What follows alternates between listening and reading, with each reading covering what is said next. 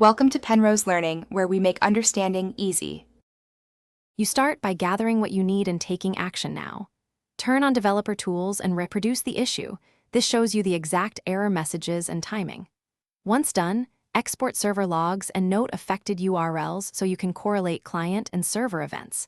Make a quick backup of the page or database before changes, because rolling back is faster than repair. These steps save time. You'll know what to fix and why, not guess at symptoms. Next, you isolate the problem by comparing a working page to the broken one. Diffs reveal recent changes that caused failures. Then selectively disable modules or third-party scripts to see if behavior returns to normal. This narrows the root cause quickly.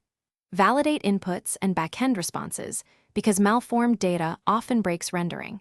Make sure to test in incognito and another browser to rule out cache or extension effects.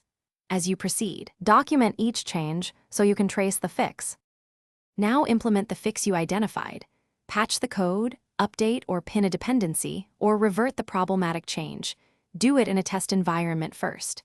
Then verify thoroughly across browsers and devices to ensure the issue is resolved and not masked by cache. Once confirmed, deploy during a low-traffic window and monitor logs for recurrence. If problems persist, clear caches, rebuild assets, and reindex content. This often resolves stale state issues that mimic deeper bugs.